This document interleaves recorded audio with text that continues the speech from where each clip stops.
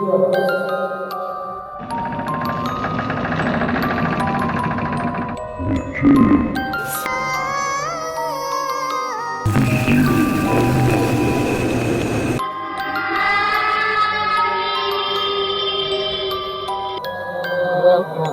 Mystic Moon Cafe. You're listening to Mystic Moon Cafe. The views and opinions expressed by guests do not necessarily reflect those of the hosts, the network, or our sponsors. All right, and it looks like we are live. Good evening, everyone. We're here on a special Sunday night. I've got Jacob in the corner, and we've got Brandon Weston with us this evening. Going to learn a little about the Ozark folk magic and healing and prayer and all of those fun things. And I must say, I really, really enjoy the book. Thank you. Yeah, I like how you did it. It's done it's anecdotal, yet still very informative. And anyway, shall we kick it off then? Sure. Sure. Okay. Let me see. I want to. Oh, okay. We just had an API error. An API error? Zoom isn't talking to Facebook right now. Oh. Well, it's going. It is live. It went through. I got this big old red error that said, this blah, blah, blah API is not supported. Please reset browser and try again and view Facebook documentation. I'm like, this is like, we might have to go radio if that's the case. We could go radio too, by the way. Absolutely. But we're broadcasting. All righty. All right. Well, like I said, we've got Brandon Weston with us this evening. He is an Ozark power doctor, healer, and writer. He's authored the book Ozark Folk Magic, Plants, Prayers, and Healing. And you've got another one coming out here in a couple months, don't you, Brandon? Yeah. It's the Ozark Mountain Spell Book is coming out in June from Llewellyn worldwide. Very excited about that. Oh, absolutely. That's something to be excited about. Yeah, sorry. Oh, you're good. I started writing the spell book pretty much immediately after I finished the other one. I really wanted it to be a companion to the first book. You've read the first book, you know that I try to put in as much practical stuff in it as I can, stuff to replicate at home, especially in like the ingredient sections, the second part of the book. But I really wanted the first book to be history and some theory and, just providing sort of the basis, the foundation for the practice. And then I wrote it with this in mind, to have a companion book of just practice stuff. So there's a little bit of an introduction in the new book covering, some of the basics, but it's mostly just spells, rituals, prayers, all sorts of cool stuff. Neat. Awesome. Okay. How long have you been collecting the stories, folklore, medicinal stories, all of those fun things? Well, I grew up in the Ozarks here. I'm a multi-generational Ozarker. So my family's from here, grandparents, great-grandparents, all of that. So I was kind of the weird kid who really enjoyed family stories, especially family reunions, things like that. Every time people started telling stories, especially about, ancestors who I didn't know and all that, I would always be there listening and kind of, collecting stuff, even though at that time I didn't really think of it as collecting. So I really didn't know that there was an Ozark culture until college. I found a copy of Vance Randolph's Ozark Magic and Folklore, which is probably the most famous book of Ozark folklore and all sorts of cool stuff. So I found a copy of that in the used bookstore and was reading through it, and it just was like the light bulb went off. I kept reading things that, I had encountered in my family, stories I'd encountered, I had a great uncle who was a wart charmer. So he could buy warts off of you. And so he would give you a nickel or a dime for your warts, and they would go away overnight. And Vance Randolph talks about wart charmers, and he mentions all of these practices. So in college, I really started getting interested, started collecting stories mostly from family, parents, grandparents, whoever was willing to talk to me about this sort of stuff. Right. And then I quickly figured out that, for one thing, the Ozarks have changed a great deal since Vance Randolph was collecting material in the 20s and 30s. And so I really wanted to work on updating the story. Okay. So I branched out from family. I started traveling around, and early on, I had some informants who I knew, different places in the Arkansas Ozarks, storytellers who I interviewed and things like that. And they gave me names of people to talk to. And then the way this works is, somebody will say, oh, well, I have a cousin down the road who, knows how to do this. And then you go talk to the cousin, and then they're like, oh, well, I learned this from so-and-so 2 towns over, that sort of thing. Mm-hmm. So it just sort of created this spider web effect of people I was talking to. So I started collecting most of my stuff about 2012-ish. Okay. And then after a few years of collecting, mostly, with an academic approach, like the folklorists did, I quickly figured out that I had my own gifts, and I had a very well-meaning teacher who kicked me in the butt and said, why, it's nice that you're collecting this stuff, but what are you going to use it for? You've got the gift too. Mm-hmm. So I kind of changed my approach. I stopped collecting things just to have the stuff and started collecting things as a part of my own growth, my own connection to my culture, my own practice. And so that's kind of where I am now. And I don't do a whole lot of collecting anymore, but especially since the book came out, people are constantly emailing me and sending me, my grandpa used to do this, and I love all of that stuff. So I still love hearing about the different practices across the Ozarks, but I'm definitely in the practitioner zone at this point. That's cool. That's very, very, that's great. And I'm glad you found your gift. That's as well. That it all works that way. I've been collecting knowledge and talking to people on the show for several years as well, and kind of realizing how much I might be, a little bit intuitive and a little bit, I just pick up on things better now, knowing that they're out there to pick up on. Yeah, absolutely. Mm-hmm.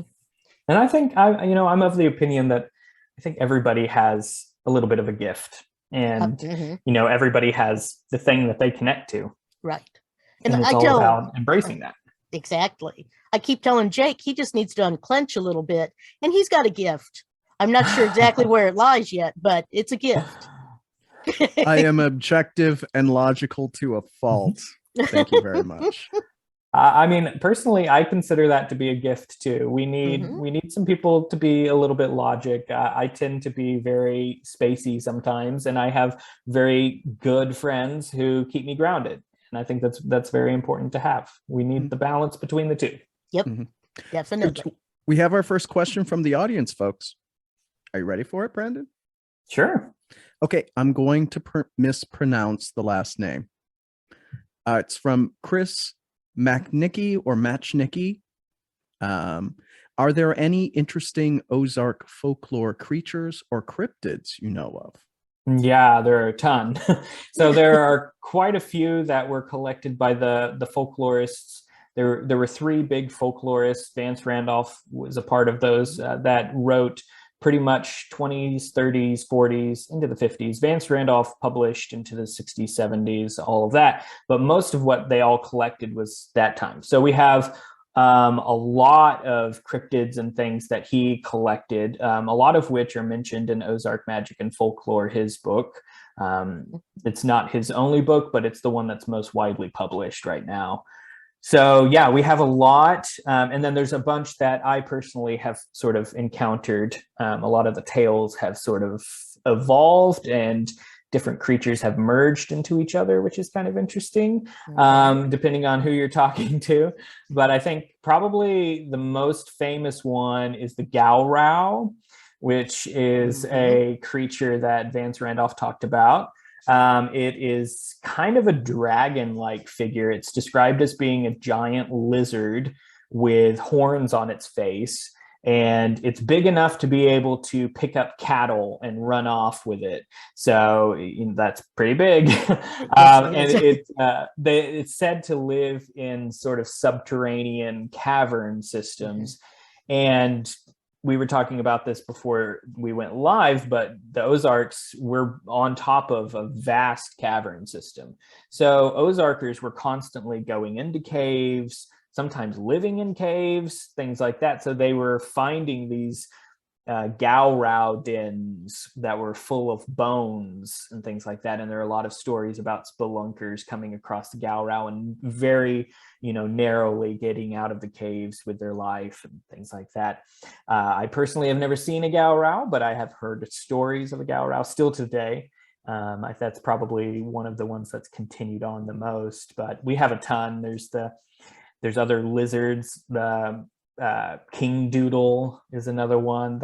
The High Behind is another monstrous lizard that stands up on its hind legs and can run after you, almost like a velociraptor. Oh, lovely. Right? But there are others. One of my favorites is a giant buzzard, a giant vulture called the Gaiasticutus, which it's questionable whether or not Vance Randolph made up that name for it, but there are lots of stories about giant buzzards that can pick up horses and cattle and children and all sorts of stuff. So yeah, we have a lot. Some people talk about the Falc Monster, which is a kind of Arkansas Bigfoot, but that's not actually in the Ozarks. It's further down. It's in Falc, Arkansas, which is kind of in bog, swampy country, kind of down south. Okay. South Arkansas. But that's one that I do hear a lot of people talking about, the Falc Monster. Is that one separate from the Howler?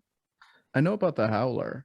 Well, we do have the Howler. The Howler is a recent development. It was actually, I think, created at one point as a part of like a newspaper campaign. But I will say that there are other similar creatures to the Howler, which sometimes go by the name Howler. So the Ozark Howler is a sort of big furry creature with horns, and it howls. So you'll hear this weird sort of howling off in the woods, and it's close by, and you want to keep everyone safe. But there are a lot of other creatures around here that also are described as being howlers, things like that. There's one cryptid, I guess you could say. I categorize it as almost a fae being, called the Screamer, or the Caller in the Woods, I've heard it described as, which is basically a sort of disembodied screaming voice, sometimes described as a screaming child or a screaming woman. And all of the tales are the same, where a person will hear a screaming and immediately they'll think, oh, there's somebody in trouble. They'll go towards the sound, and the closer they get to it, the further it moves away. And there are even stories about how eventually you'll end up at a crevice or a cave system or something, and the idea being that this being is luring people towards this cave system. So yeah, there are lots of cool and creepy monsters in the Ozarks. It sounds a little almost like the Wendigo, doesn't it? A little bit, yeah. Yeah, I mean, some of the stories go anyway. But that screaming and luring and you're in trouble. Yeah. That's why I've been out before and hiking with people, especially in deep woods areas, and old timers especially. If you hear somebody hollering in the woods and you go towards it, because obviously it could be somebody in need, but if anything seems odd about it, call for help, but don't pursue it, because I've heard stories of people actually falling into these caverns and breaking a leg or something like that. So yeah, it's oh yeah, they're everywhere down there. Yeah. So I got a follow-up question from you from the audience, and that is, have you ever had any strange or paranormal experiences while exploring the Ozarks? Yeah, a lot. So, part of my work is working with the other world, the Ozark other world, and so a lot of my work is working in that in between place, that place with spirits, but not just spirits of the dead, but land spirits as well. And yeah, I've had a lot of odd experiences. I myself think at one point I heard a screamer in the woods, and it was a very odd experience. I've also seen what I think was probably a booger dog, which is another Ozark cryptid. The boogers are their own category of cryptid. They can take lots of different animal forms, but they are all described as being solid black animals. Even their eyes are said to be solid black. And so that you're dealing with a booger if they have the solid black eyes and they're all black. And there's lots of boogers. The most common one is a booger dog, which is has connections to the English black dog legends, a sort of omen of death. Booger comes from the same word as bogey or bogart or boogeyman, that sort of same root. But I've heard stories about booger rabbits, booger possums, booger cats, all sorts of booger animals. So I was driving on a country back road going, back to where I was staying from an informant's house, and it was late. And I was driving down this old dirt road, and there were just, fields on either side of me. And I saw something come up to a barbed wire fence in front of me. And so I slowed down because deer are notorious about jumping across the road and things like that. And I slowed down and I just saw the biggest all black, what I thought looked like a wolf. If it wasn't a wolf, it was a big black coyote, which is very rare, or something. It stood on one side of the fence, looked at me, and from just a standstill, it jumped over the fence and sauntered, didn't run. It just sauntered across the road in front of me. And it had all black eyes. And as it looked into my headlights, it didn't have a reflection in its eye like dogs normally do. And so the next day I went back to talk to that informant, and I told him about that. And he was a storyteller and knew a bunch of stuff. And so I didn't bring up booger because I knew about the boogers. So, but independently, he said, "Oh, well, you saw a booger dog." And I was like, "Well, yeah, I think you're right, probably." So yeah, there are lots of strange things out here. I mean, so much of the Ozarks, at least in Arkansas here, is still wild land. Right. I mean, at one point, in the early 20th century, everything around here was logged pretty much. So we have very little old growth forest left around here. But even the forest that we do have in some cases is conservation land and hasn't been touched for 50, 60, 70 years. And that's a long time for very strange creatures to take foothold and find a safe haven and all of that. So yeah, there's lots of odd stuff out here. Okay, I've got some more questions from the audience. Let's start with, what advice would you offer to others who are interested in Ozark magic, and how do you stay safe out there?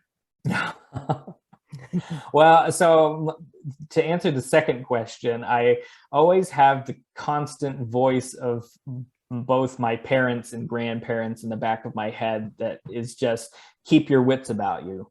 And that's things that, growing up, I grew up out in the woods. I was a kid that, summertime, I was always in the woods hunting for snakes and all sorts of stuff.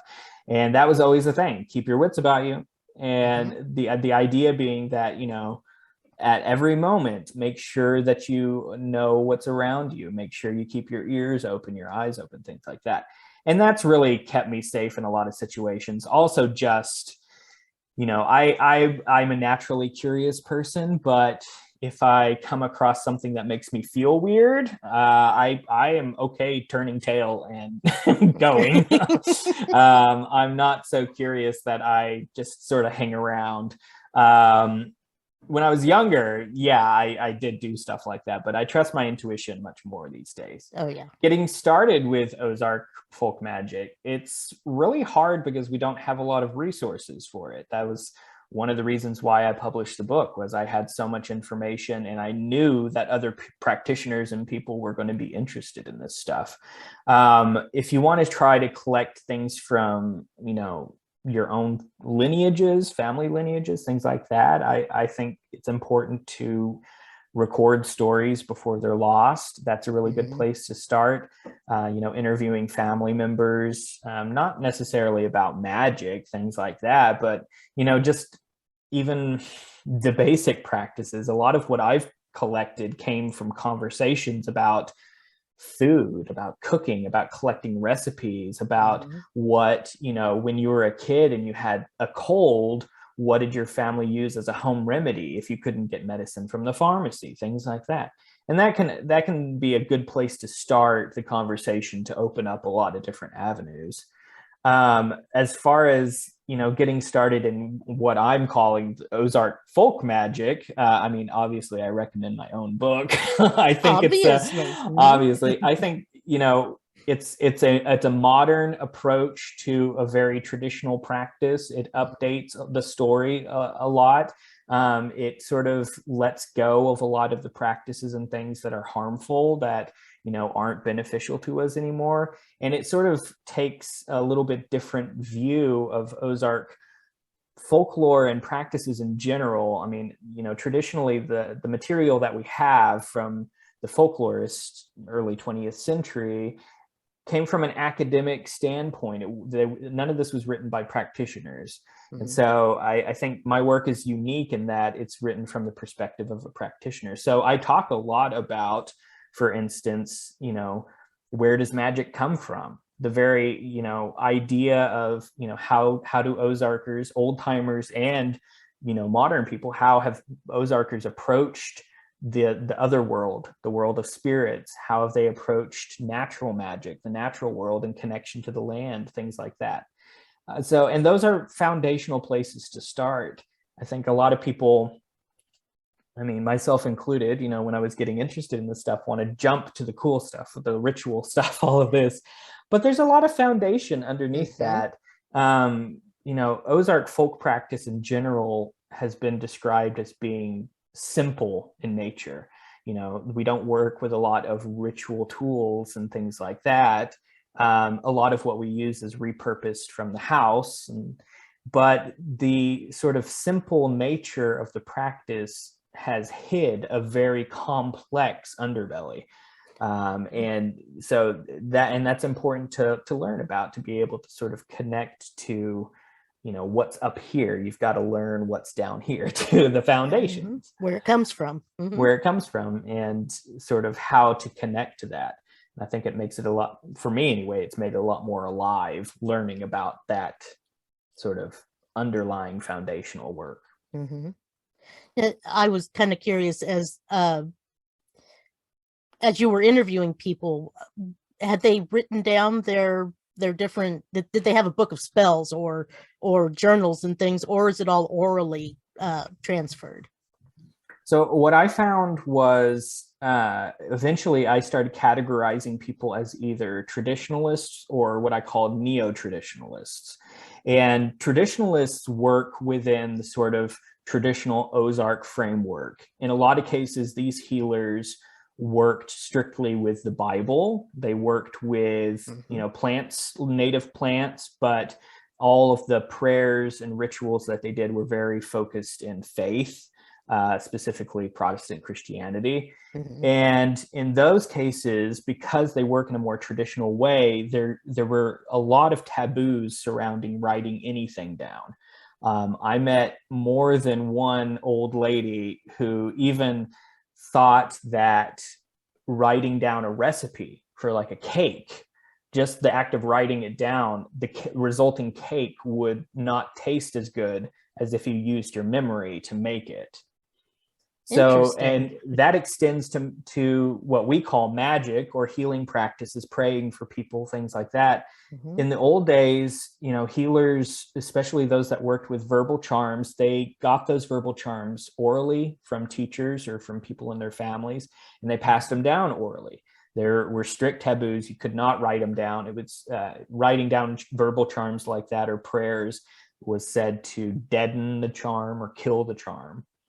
And so there's a difference between the traditionalists and the neo-traditionalists, though. With the neo-traditionalists, even though I consider myself to be a neo-traditionalist. So, you know, the bulk of my practice is based in those Ozark traditions, that Ozark foundation, but I've added other stuff to it as I've practiced and developed or encountered other people. And so what I find with the neo-traditionalists, especially those that are influenced by traditional witchcraft practices, Cornish witchcraft, European witchcraft, Wicca, things like that, a lot more people are writing things down. And, you know, they have their book of shadows, or they have, in some cases, they don't necessarily have a book of their own, but they use published grimoires, sort of classical grimoires that we have. And then they incorporate in, you know, Ozark plants or Ozark prayers, you know, along with that. Oh, sure. So yeah, there's a difference between the two groups, but I will say the more traditional way of passing down that sort of information and keeping it for yourself is by memory and always passing it down orally. And there are a bunch of other taboos surrounding how you can pass down stuff like this. But I will say I found with the more neo-traditionalists that a lot of people have sort of let go of some of those old taboos. I kind of do a mixture. Normally, if I'm passing down a charm that I have by memory, I will write it down for somebody and I will tell them to memorize it and then destroy the paper. Okay. So that you're still, you know, working with the same sort of processes, but you're doing it in a little bit different way. I've talked to some old timer, you know, traditionalist healers who that was passing down charms. It was kind of a test of your apprentice too. So if you thought somebody had the gift, you would sit them down and you would give them a verbal charm, and they were supposed to repeat it from memory after hearing it once. And if they could do it, it meant that they caught the charm, that they had the power to do that. And if they couldn't, then they didn't have the gift. So I've met some traditionalist healers, you know, even today that kind of work in that same way. But I will say it's shifting much more toward a kind of a greater sense of openness. Oh, good. And there was what was the German powwows? What is that? How do you pronounce that second one? The Braucherei? Braucherei? Braucherei. Yeah. That was really interesting. I thought powwows came from the Native Americans or the indigenous, and I guess they've intermixed over the years, right? Yeah, and you know, it's been a long debate about the origins of Pow-Wowing. So it's based in traditional German, continental German folk magic practices that were brought over with immigrants to Pennsylvania area, who became Pennsylvania Dutch or Pennsylvania Germans. So Pow-Wowing itself doesn't come from Germany. It seems to have been developed, the word at least, in the New World. Braucherei does have Old World connections to German. Pow-Wowing, there are theories that it comes from interactions with the Pennsylvania Germans and Algonquin people in the northernmost tip of the Appalachian region. I think the overarching theory, though, is that it is connected, at least in part, to the word power. And so Vance Randolph collected, a lot of traditional healer folk names across the Ozarks, one of which was Power Doctor. And there's a theory that the power and Power Doctor comes from the same origin as powwow, or someone who knew powwowing in Braucherei. I always tell people the closest American folk magic system to the Ozarks is Braucherei, is powwowing. And that is because so many Germans came from Pennsylvania area through the Appalachians and then eventually over to the Ozarks in the early 1800s when the land was opened up. So a lot of the verbal charms and practices that I personally have collected come directly from John George Homan's Long Lost Friend. I was going to ask if you had read that and recommended it. I do recommend it. A lot of his practices are very kooky. Like some of them, especially the herbal remedies, I don't recommend. I'm a very science-minded herbalist, and a lot of them are just kind of poisonous. So, but what I do recommend, Llewellyn has, and I think I can't remember the guy who wrote it, but they have, they've published Long Lost Friend with annotations, which is very nice. I think it's Daniel Harms, maybe. But yeah, so Llewellyn Worldwide has the Long Lost Friend with annotations, and it's very good. I do recommend it, especially if people are interested in powwowing and things like that. But take it with a grain of salt.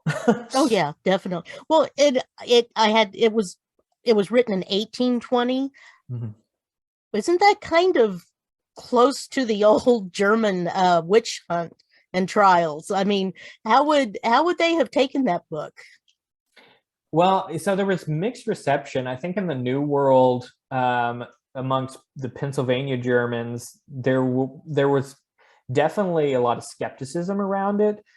So you either had people who wholeheartedly believed it worked and then therefore feared it, or you had a lot of people that were just like, it's just superstition. And so there's a lot of stories about powwowers in Pennsylvania German country. I think there's a documentary called Hex Hollow about one of the famous cases where there was a powwow doctor who supposedly put a curse on somebody, and so the only way to reverse the curse would be to steal his powwowing book, his Long Lost Friend book. And he ends up getting killed in the process, and there's a trial and all of this other stuff. So there's a lot of interesting things. But yeah, it was published in, I think, the US in 1820, maybe earlier in Germany. So yes, it's definitely reflective of early 19th century approaches to medicine and things like that. I will say, I think the most redeeming quality it has are its sort of magical rituals. So the verbal charms that he includes are still very effective. He includes, it's one of the earlier printed versions of the Sator Repo square, which is a sort of magical square. It has 5 lines with the repeating phrase Sator Repo Tenet Opera Rotas, which is a sort of, I can't remember what that's called, but from every direction it says the same thing basically. So it's a magic square like you find in other sort of ceremonial practices and things like that. But that square has been found in folk magic traditions across Europe. I think the oldest version they found is in Roman, like ancient Rome. Oh, wow. Okay. That same square. So, and I've seen examples in the Ozarks. People put them in charm bags and all sorts of stuff. So yeah, it's a very good work. And I think, there's a lot of holes in Ozark folk magic. And so I always tell people, if you want to fill in some of the blanks, Braucherei or Powwow would be a good place to look for that. Nice. Okay. I got an audience question. Yes. And this is, what helped you unlock and sharpen your abilities? When did you feel like you made the breakthrough, and what happened? I think for me, the breakthrough moment was having one of my earlier teachers who started off being just an informant to folk practices. She was a healer, a granny woman. She was an herbalist. She knew everything basically. And she really didn't ever, tell me a lie or cover anything up or, use flattery or anything. She just told it like it was. And so for me, the breakthrough moment was having her just say, you have the gift. Why aren't you approaching this like a practitioner? And basically she said that at the time when I was already sort of remembering back to my childhood and experiences I had had in the woods, talking to trees and seeing fairies and, things like that.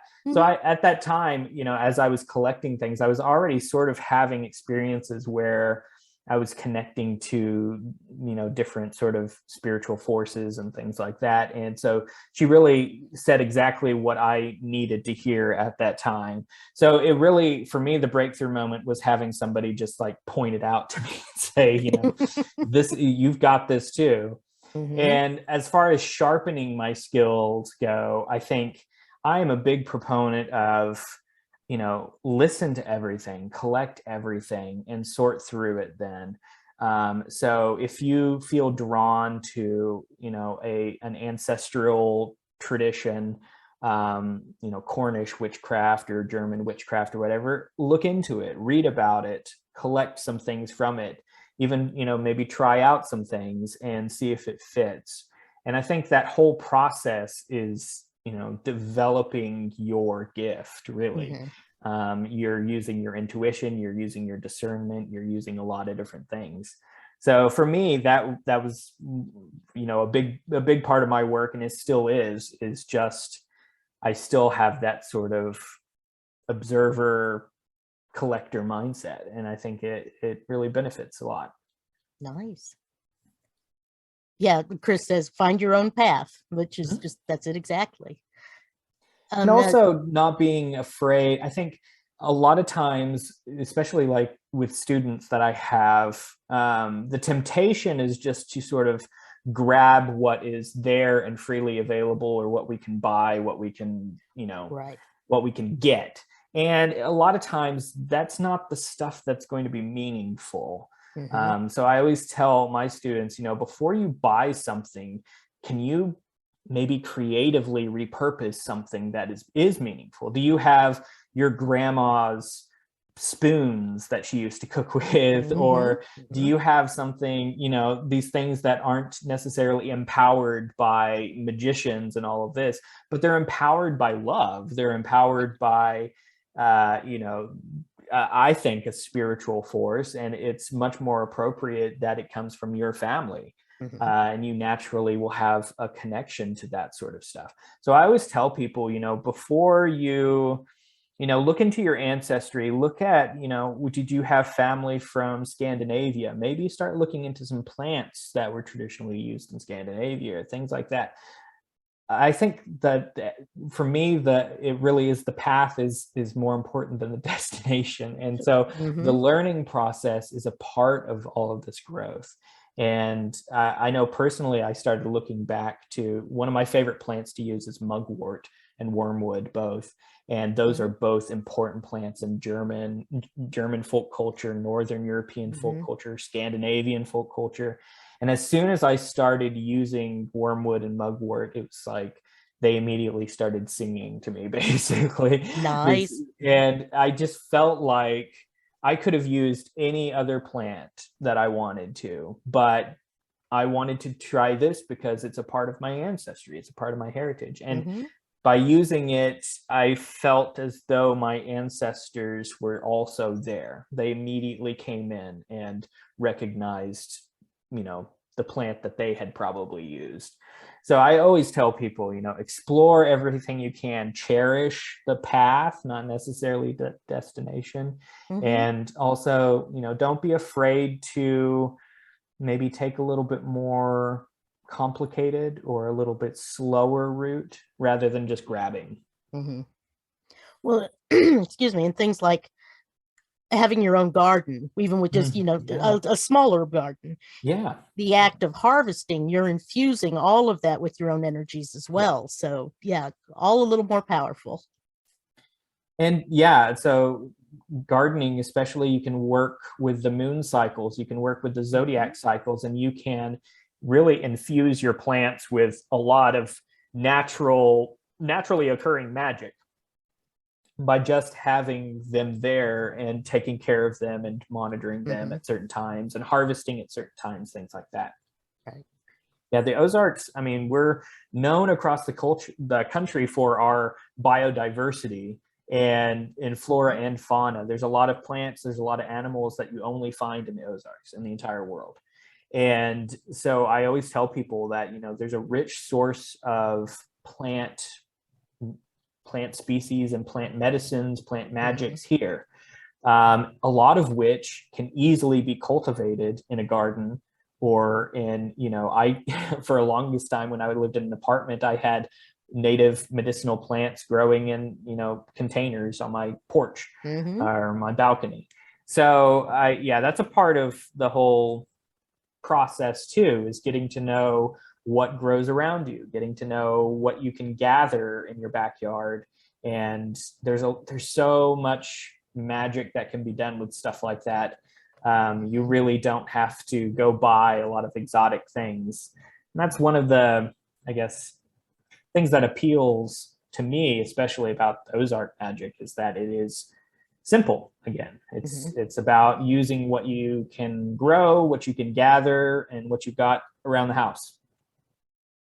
Absolutely. Did I see another question? We've got a couple. Okay. The first one is, this is a good one because I'm going to get some educating here. Okay.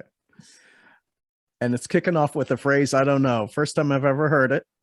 For Yarb women working with medicine plants or gardeners, it looks like, how do you suggest honoring or working with the realm of fairies or divas or elementals, etc.? Yeah, that's a really good question. So you're going to learn a word, and that word is yarb. And a yarb, that's Ozark speak for a plant, specifically a medicinal or magical plant. But in the Ozarks, those two aren't separated. So as one of my teachers told me, there's a plant for every disease and every condition. Every plant has an inherent magic or medicinal quality, even the ones that we relegate as weeds and things like that. So yarb is specifically a medicinal or magical plant. Working with land spirits. So Ozarks, we have the little people that are our, I guess it's a blended tradition between sort of pan-Celtic fairy traditions, but then also there are the Northern European, the German traditions, like with the house brownies and things like that. But then there's also a significant amount of indigenous influence, specifically from the indigenous people that would have been in Appalachia, which is really where Ozark culture came from. Most directly is Appalachian culture. So the Cherokee, the Muskogee Creek, Yuchi, Kosati, different groups there. So it's a blend of a lot of different traditions and a lot of different beliefs, but they are the land spirits, or at least a part of that realm. They're generally considered to be tricksters. So sometimes they will steal milk and, or, they'll knock a picture off your wall if they're unhappy, things like that. So there are a lot of traditions in the Ozarks of people leaving out offerings for them. I think personally, my relationship with land spirits, especially around plants, whenever I harvest a plant, I always leave an offering. And usually the offering I leave is something that's biodegradable and something that's going to be consumed by the animals, which are sort of, for me, the physical manifestations of that world, the other world. So I always leave behind usually oats, dry oats, or dry grains of some sort, corn, something that the animals will eat. And you can do that in your garden, or you can, if you're wild harvesting, whenever I harvest plants, I always leave some offerings behind for the land spirits. I always tell students, because the question always comes up, how can I work with the land spirits? And the best way that you can keep land spirits on your side is by picking up trash, especially around waterways and parks and natural landscape areas.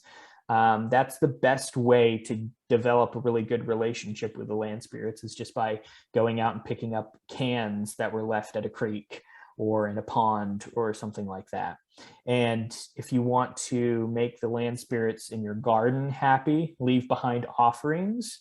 when you harvest, but then also you can develop a sort of monthly ritual. I usually leave out offerings for my house spirits on the full moon and the new moon.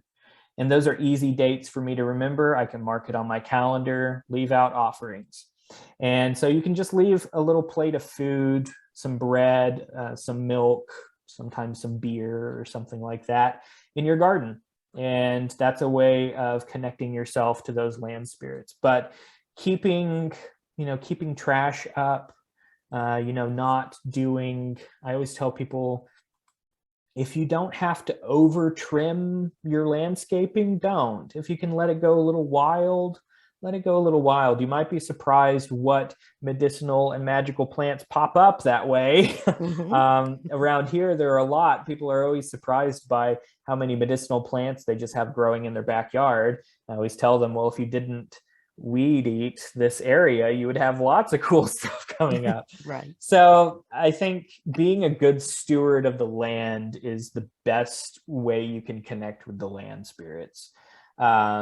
In all of the Ozark folk tales and all of my teachers, everyone has always said, people have problems when they start seriously messing with the land.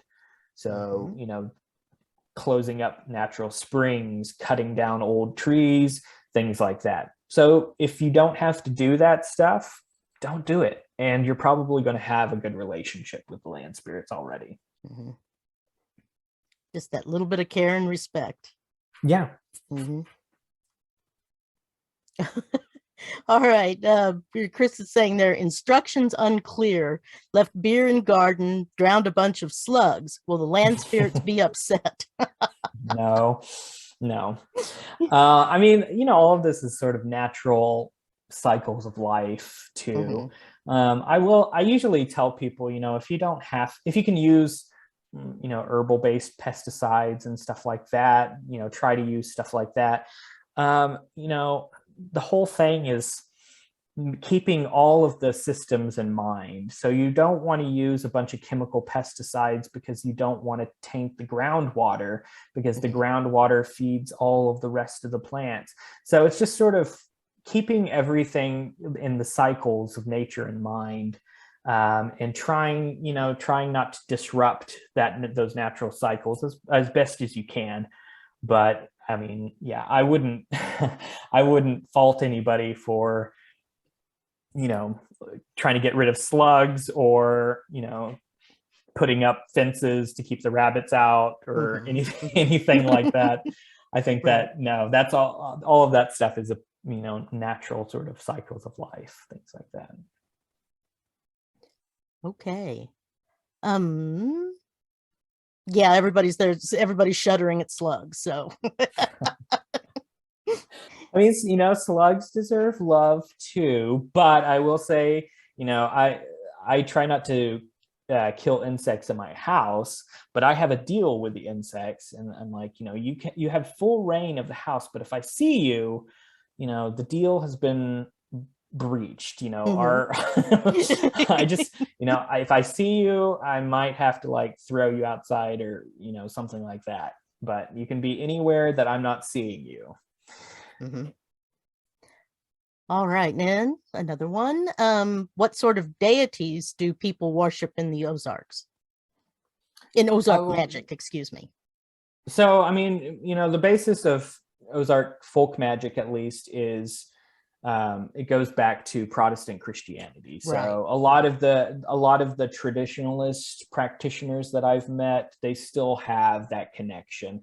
I will say that religion in the Ozarks is a very interesting thing to look at. Pre-20th century, a lot of the folk beliefs that centered around religion were based in this sort of primitive view of Christianity, meaning, there weren't a lot of churches. So, your connection to your religion was very personal and in your family. So the family might have a connection to God and the Bible and things like that, but organized religion might not be something that was important. And there are some cases I've found too where there were definitely groups of church-going Ozarkers that had very different views of religion, including Universalist groups. So primitive Baptist groups were pretty common around here, who have a sort of, you know, Universalist view of religion and things like that. But so I will say the traditionalist beliefs are still very prevalent in the practice, but amongst neo-traditionalists, it's sort of, you know, anything goes. Personally, I have a very diverse background, religious background. So I kind of work in a more neutral way. I try to stick more toward sort of an animistic view of the landscape, and working with those forces, and, you know, trying not to overly complicate things, overly name things, or overly label things. The universe, the land, whatever. And I've worked in that way even before I was interested in the Ozarks. That's just kind of how I am. But what was really interesting was I started finding that, you know, that sort of way of looking at the world is a very traditional Ozark way of looking at the world. You know, sort of the more conservative side of religion only came about in the Ozarks in the 40s and 50s. You know, we're talking just after World War II, Korea.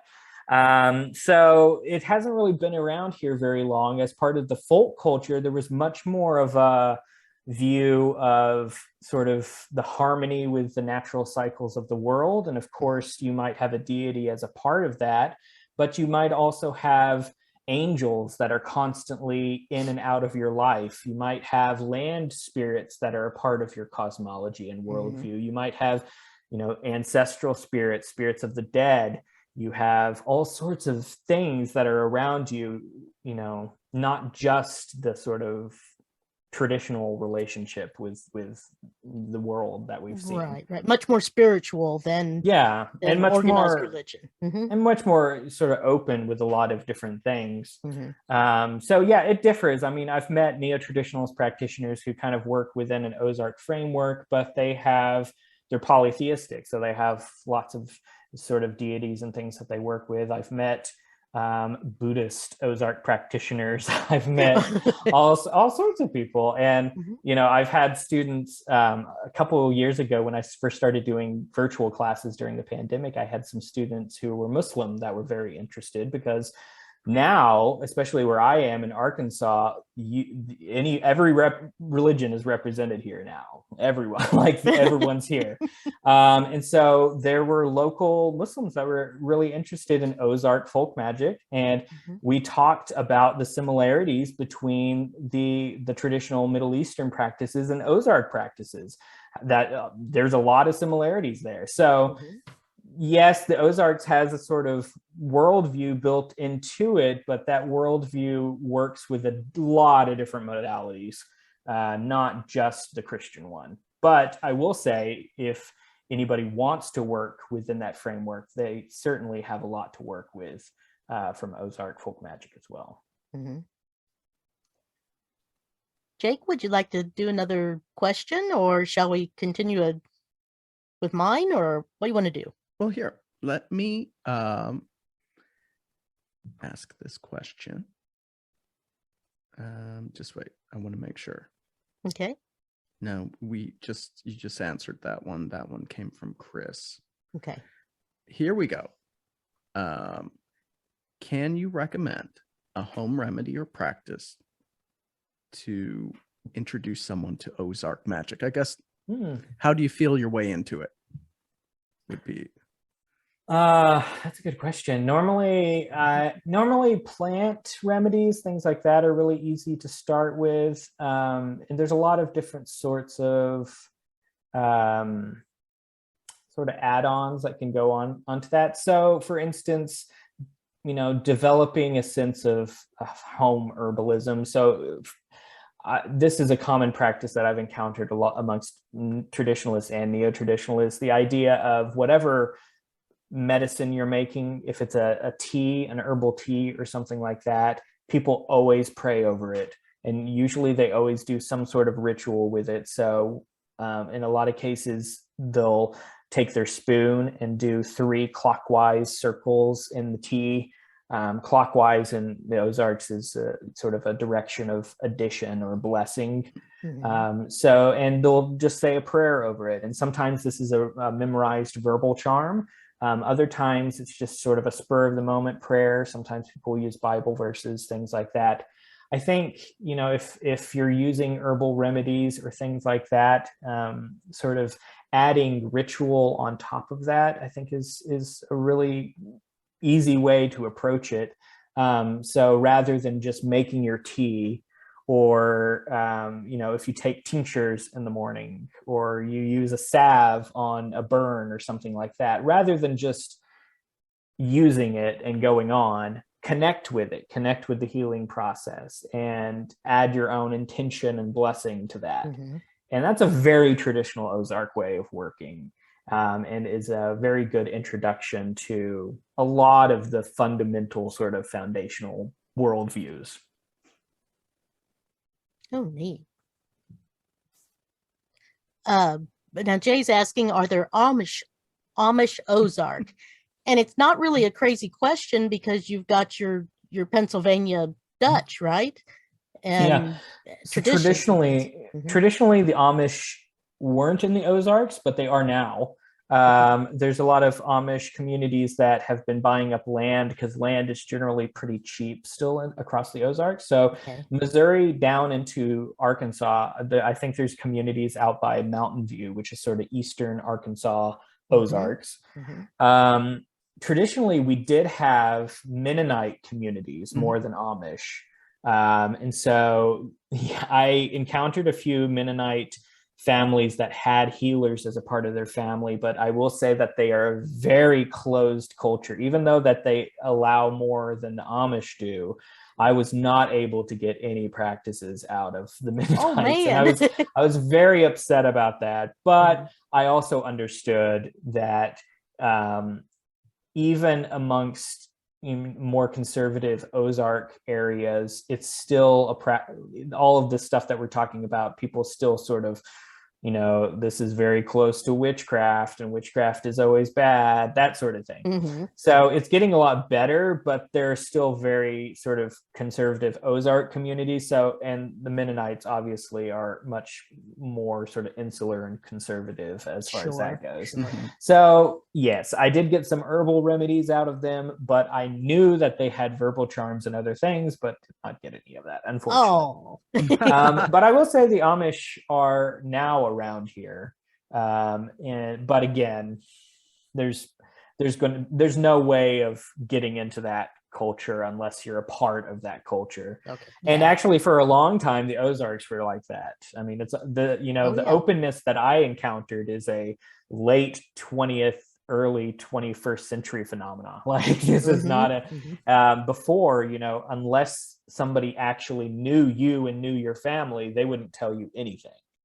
And there were a few cases that even though I was born in the Ozarks and could tell them where my family was from, they still weren't going to talk to me about anything. So it's still, you know, even modern Ozark culture, it still kind of goes towards that direction sometimes too. Okay, I got stats. It's Fulton County, Arkansas has the Amish folks in it. Okay. And the Mennonites are Lakes area is what it was called. So I know, there's I know I've seen Mennonite bakeries around sort of Northwest Arkansas area. So yeah, it was Missouri was crowding everyone out when it came to like Mennonites and Amish. It's like Missouri. yeah, I'm like, there's got to be something in Arkansas. There's a lot of them around Lake of the Ozarks.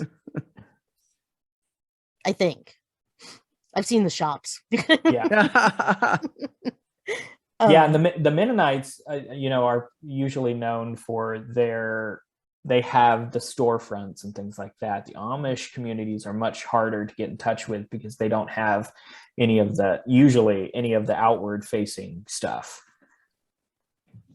Interesting. Now, I know you have worked with a lot of the indigenous peoples down there, correct? Yeah, as much as I can. Yeah. Were they fairly open, or were they a little more Amish in their quietness and secrecy? The communities that I worked with were mostly in Oklahoma, but people that had connections. I worked with a couple Muskogee Creek communities as well as Cherokee communities. And I tried to work with Osage communities too, but they were much more closed. Oh. The people that I encountered were willing to talk about stories. And that's usually what you find is people are, especially in the Ozarks too, I mean, people are always willing to tell stories about practitioners. It's hard to get practitioners to talk about themselves and about their practices. And so I met Cherokee and Muskogee Creek practitioners, but they were not willing to tell me about their practice. And that I do understand because unfortunately we're at a time where, a lot of people are grabbing at stuff like that. Yes. So the wanting to keep it within the local culture and things like that, I completely understood. But I did get a lot of good stories out of people, which is always good. But it's like when we look back at the folklorists like Vance Randolph, a lot of what he collected was stories. It wasn't necessarily people talking about their own practice, and stories skew things a lot. I mean, stories are how we had all of the witch trials and all of this other stuff. Right. Is people telling stories about other people rather than hearing what those people had to say for themselves. So I think a lot of the indigenous influences I found were sort of mixed into the culture in Appalachia. And what you see is that it's often really hard to parse out what is European and what is indigenous and what is African in some cases, because there was in Appalachia, there were Black communities and there were Black communities in the Ozarks that influenced different practices and things like that. But it's to the point where it's hard to parse out exactly what is what. So for instance, one of the things I always talk about is red cedar, which is a native tree that grows in Appalachia as well. It's actually not a cedar, it's a juniper, Juniperus virginiana. It has been used in Ozark folk practice, Appalachian folk practice, Braucherei, Pow-Wowing, all sorts of stuff as a sort of fumigant plant. So it's good for cleansing out illnesses and evil spirits and all sorts of stuff. It's one of our really big plants that's used a lot in the Ozarks.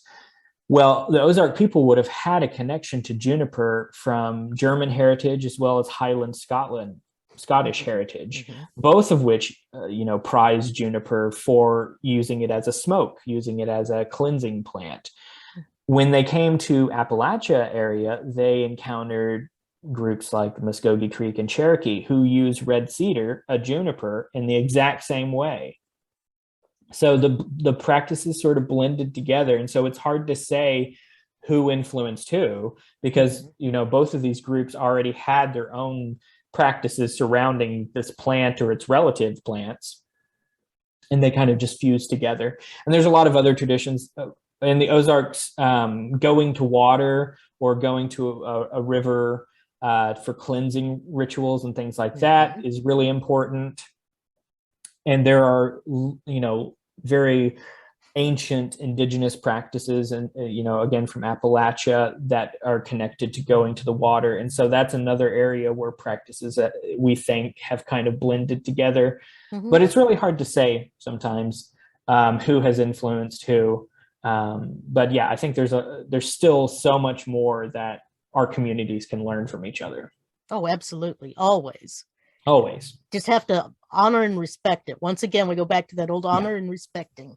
And the indigenous people who were in the Ozarks before, white people came over, were the Osage. And the Osage had been here since mid 1500s. And before that, it was the Caddo. So we've had two different groups, indigenous groups, moving through the Ozark area. And, both of these groups are still living traditions. They're still living, breathing people. And so I know here where I am, there's a lot of cross-cultural work between Northwest Arkansas and the Osage Nation. A lot of people trying to get, availability of land, giving some land back to the Osage and trying to get them back nice. to the Ozarks, things like that. So yeah, like I said, there's a lot more that we can keep doing, and that's one of those areas that I'm always fascinated by. Is, you know, I really want to know how much Osage practices influenced Ozark practices, but unfortunately, I do understand why it's a closed culture. Sure, But it is also sometimes a little frustrating. Exactly. Yeah, we've talked to a few different ones, and you know, they couldn't say this or couldn't say that, and things like, you know, saging, white sage, you know, just going nuts, and people making money off of it who are not indigenous, and that being a definite point of conflict. But yeah, you know, I can go out and use the dandelions, you know, and if I believe in it, it's going to still be the same thing, correct? Yeah, and I mean, there are hundreds and hundreds of native European plants that were also used for the same exact purposes. I always recommend to people mugwort and wormwood. Those are two plants that are really important to me, but they're also, and red cedar too, juniper. These are smoke plants that are so powerful. And so it's like, if you can switch over to something that is more available, plentiful to get, and also, you know, there may be a cultural connection to this plant rather than to white sage. Yeah, white sage is one of those that it's endangered, and I always recommend to people, if you can switch over to another plant, please do. It's harder than heck to grow too. It doesn't like up here in Kansas City.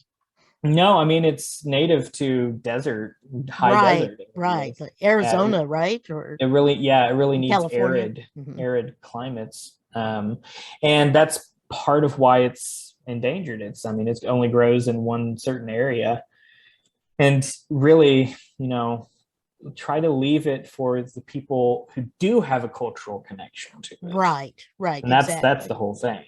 So, and there we are.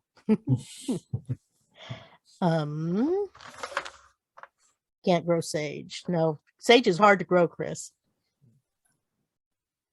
Okay, well, I had a question like lemon balm, excuse me. What would you use that in, and where did it originate? Is that native to here in the States, or did it come over from the old country? So it's native to Europe. Okay. But at least in the Ozarks where I am, it is considered naturalized, which means it's not an invasive that's going to compete with the native plants. We do have a lot of aggressive invasive plants around here, but lemon balm is not one of them. It is one that has traditionally been used by Ozarkers, grown by Ozarkers. I have it growing in my yard right now. It just like came with the house, just like everywhere out here. So I really like it. Traditionally it's a cooling plant, so it's used in the summertime. It's used also for cooling down a fever, things like that. Pretty much any of the mints can be used for that cooling quality, although in some Western herbal traditions, mints are considered warming, but in the Ozarks, they have a cooling association. It's also kind of a little bit of a sedative, a little bit of a nervine, which means, you know, it'll help you relax. It'll help with muscle spasms, things like that. People have used it in the Ozarks in poultices for lots of different skin conditions and things like that. But typically you see it used as a tea for its cooling purposes. Also, like any of the mints, it can be used for stomach problems, things like that. Right. Yeah. Seen that. Yeah. Lemon balm is one of my favorites. I love lemon balm. Oh, I love the smell. Yeah. And it's so easy to grow. Yeah. Anything in the mint family will take over. Yes, it will. And we have a lot of native mints here too. So the one really popular plant in the Ozark sort of folk canon, it goes by just horse mint, but it incorporates several species of Monarda. So if you know bee balm, bee balm is in the Monarda genus, and we have several here, one of which is wild bergamot, which smells like the citrus bergamot that they use for Earl Grey tea. It kind of has that same sort of citrusy smell to it. But these are healing mint plants. If you brew it strong, it's really good for a fever. It's good to calm muscle spasms. People, granny women who were mostly midwives, things like that, they would use it for muscle spasms during childbirth. But it's also got magical associations. Horse mint is used to detach spirits from a person. So traditionally, after a funeral, you might take a bath with horse mint so that the spirits don't follow you back to your home. Or sometimes it's burned, or just, maybe sometimes just like smudging. Wafted over.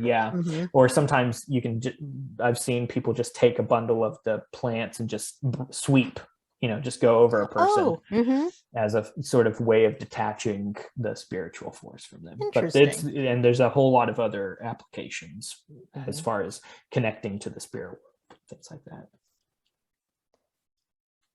Cool. Yeah, horseman. I'd never heard of it, and that's and bergamot. I have heard of bergamot. Actually, I've got lavender bergamot in a candle right now burning. So see, I'm searching and trying to find links to share with everyone, and you guys talk fast. I'm like, all right, this is not spelt phonetically. Well, if you look into so the genus is Monarda, Monarda. And here we have, I think wild bergamot is Monarda fistulosa. Okay. And then we have a native horse mint called Monarda bradburyana. Found it. Okay. Yeah. But then there's also one that has these really cool flower stalks. It's a lemon bergamot, I believe, or lemon bee balm. Okay. So it's Monarda citriodora, I think. I'm impressed that you know these long words as well. You should have seen it when I was trying to do the was it Barkerai, the German powwow thing? Right. We're just gonna have to try 6 versions of this. That's why I wrote that one down. Yeah. Right. For some reason, I have a mind for scientific names for plants, but I can't do math. Like, it's taking up the space where math should go in my brain. Or other things should go in my brain probably. But yeah, there's a lot of really cool Ozark native plants, a lot of which have very long lineage of use that, like we were talking about earlier, I don't recommend anymore. So one of those is bloodroot, which has traditionally been used in the Ozarks. If you dig up the tuber and break it, it bleeds this red sap.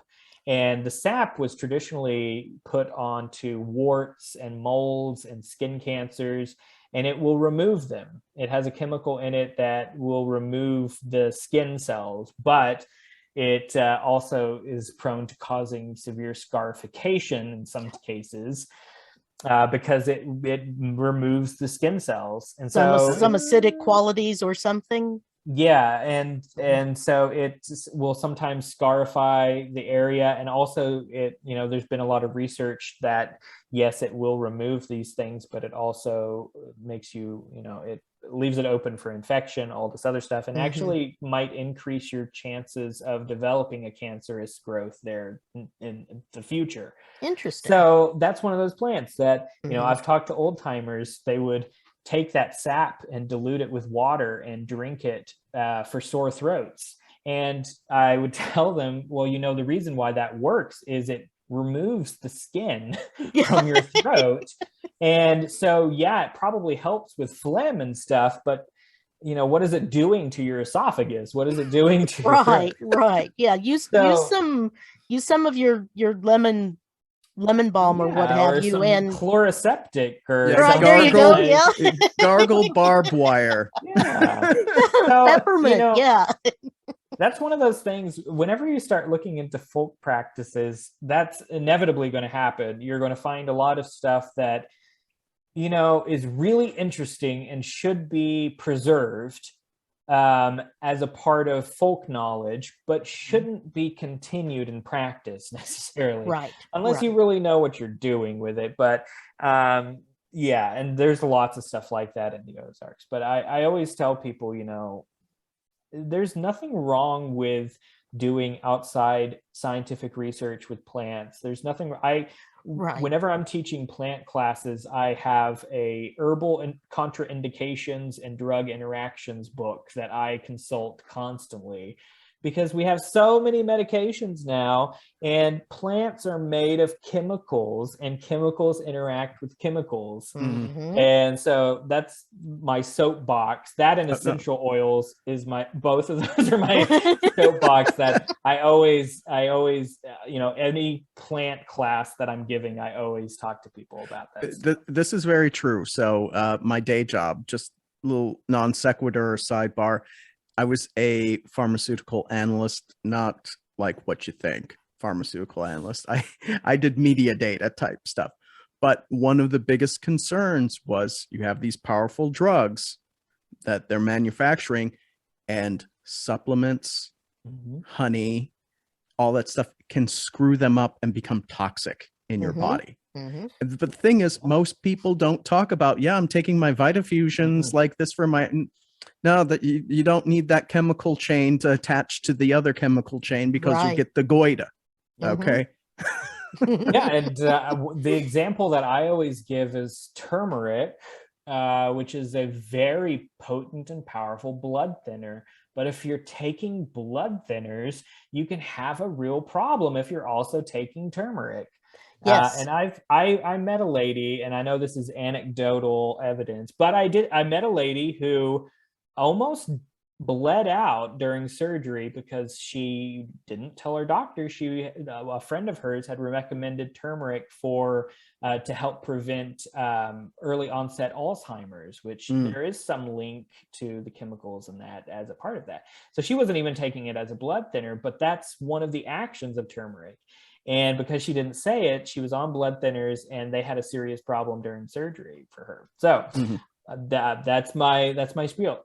Plants are made of chemicals. Chemicals interact with chemicals. Tell your doctor everything, or at least your pharmacist. They might catch it. I'm trying to remember which one. And my one aunt was on I want to say Coumadin, or like a blood thinner, but and someone had told her to have seltzer water or something, and it damn near killed her because of the chemical interaction. So I think it was seltzer water anyway. I know tonic water has quinine in it. Tonic water quinine, is it? I'm sorry. And that was it was an extremely bad combination. Yeah. But nobody had told her beforehand. Right. And see, that's the part of the issue is, in the old days, when people weren't on any medications, yes, having, a significant portion of your medicines be plant-based, things like that, people didn't really have to worry about a lot of these home remedies, even though they should have been worrying about them sometimes. But now it's much more complicated, because even people that I work with, as far as my spiritual healing work goes, people will ask me as a part of that, well, what herbs do you recommend I take as a part of this? And I have to be very careful, just because I don't want to hurt this person, but also I don't know, like, are you willing to tell me every medication you're taking? Right. And a lot of people they don't want to do that. They feel weird about doing that. So, the area that over the past couple of years, I almost strictly do magical work, spiritual healing work, just because herbal work is one of those tough areas. Tricky. It's tricky. Now, do you Goomered? What is that for our listening audience who haven't read the book yet? So Yeah, it's one of those Ozarky words. We don't really know where it comes from, but I have an interesting theory that it actually has a similar origin as there's a word in you see it in Southern rootwork and conjure hoodoo a lot, goofering. And I think that it has a similar root, but that's still in development and research. But basically, goomering is a curse. So if somebody's been goomered, they've been cursed. Or if somebody's doing goomering, they're doing some sort of curse work. Okay.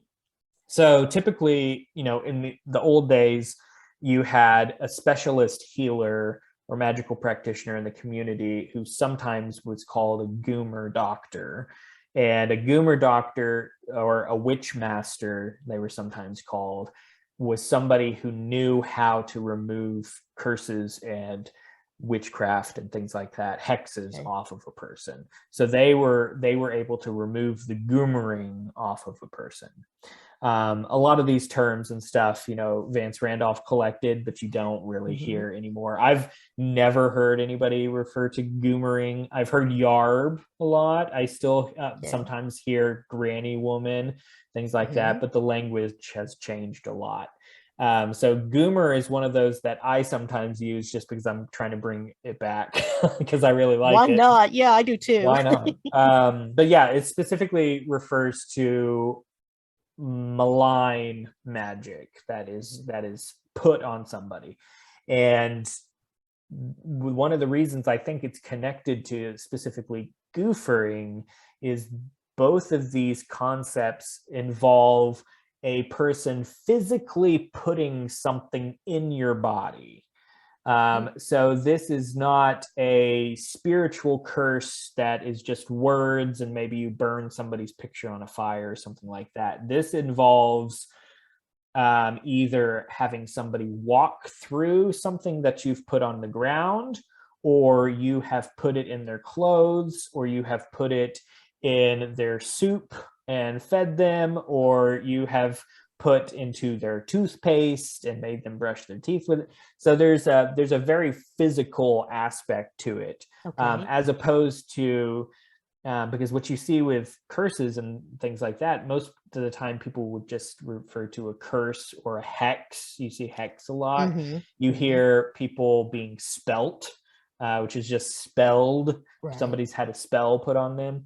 But generally speaking, if you've been goomered, you're in serious trouble. You've been poisoned in one fashion or another. Exactly. Yeah. And there's one of our cross-cultural magical illnesses with Southern rootwork and hoodoo is live things, which is basically a person goomers somebody by feeding them certain materials made from animal parts, with the idea that through this magical process, the animals grow inside the body of the person that you have cursed.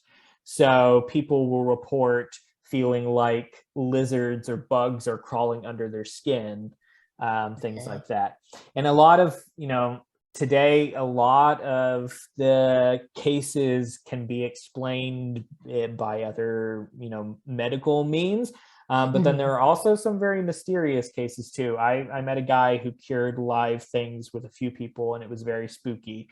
In one case, he was most of these things are cured using purgatives. So they'll have, at least as a part of the ritual, they'll have the person throw up with the idea that they're throwing up whatever is inside of them. And in the ritual that I observed, the person that was threw up into a bucket along with ritual prayers and certain herbs that were both burned and consumed and things like that. And there's usually a washing ritual involved too. But the healer took me outside with the bucket to dispose of it, and it had snakes in it. So it was vomit mixed with snakes. Oh my gosh. Live snakes. So Thank you, Jake. Yes. It kind of freaked me out as a sort of, because I am a skeptic when it comes to a lot of this stuff. And I still don't know quite what happened there. Whether I was observing real phenomena, or whether it was sleight of hand in some way, that he somehow managed to get the snakes into the bucket or something. It's one of those areas that I'm like, I just don't know. It was an interesting experience. I don't know. The person that and I'm going to run away from this one too. Yeah. Right. Yeah, and the client that he was working with really did benefit from the whole process. He started becoming healthier and happier, and for him, he had no question about it. I am still left with questions, but yes, goomering, that is what I'm referring to when I talk about goomering, is this sort of real intense cursing and stuff like that. Okay, here, as I was doing my little Google foo here, trying to find references, which I had a there's not much for goomering and probably and outside of Purgatives. Vince Randolph. Yeah, it's hard to find information, but from Webster University, they have an article that links Ozarkian and Haitian folk medicine and purgative stuff together. Yeah, they have an article, so I'm going to drop that one. I know it's not a direct answer to folks listening, but Webster, yeah, I mean, there are a lot of cross-cultural, so that's what I was talking about earlier with not only the indigenous influence, but we also see a Black influence as well, and so that, especially through Southern root work and hoodoo, in some cases did cross mingle with Ozark folk culture in a lot of interesting ways. Purgatives in general were used, and some people still use them a lot for any cleansing purposes. And there's a whole lot of folk medical theory behind that sort of thing. But they were used for both mundane cleanses for good health, but then also for magical cleanses as well. The idea being that curses can build up as physical things in your body, and by purging them out, it's a part of that cleansing process. Now, in your practice, what do you deal mostly with? Things like curses, or it's really interesting to see the evolution of what healers have dealt with, because traditionally people were dealing with much more the physical stuff. I've cut off my finger, I have a fever, I am sick, my kid's sick, or whatever. And you see a lot of that physical stuff. And today, a lot of the physical stuff has gone away. A lot of those practices have died out just because people are relying more and more upon the medical system, which is, I think, good. But what you see kind of left behind is the other side of the healing process, which involves healing the mind or the spirit.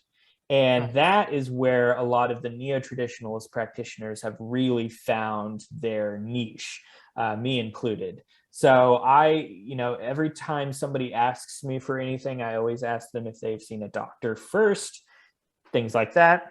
Good idea. I am perfectly happy with providing the spiritual side or the magical or the ritual side of the healing process. But I believe that there really should be a balance, a firm balance between the two areas. And so a lot of what I deal with is either people that have medical conditions that are being treated, but they want to involve the ritual process. They want to, which is really, getting a person involved in their own healing process through ritual and through connecting to that.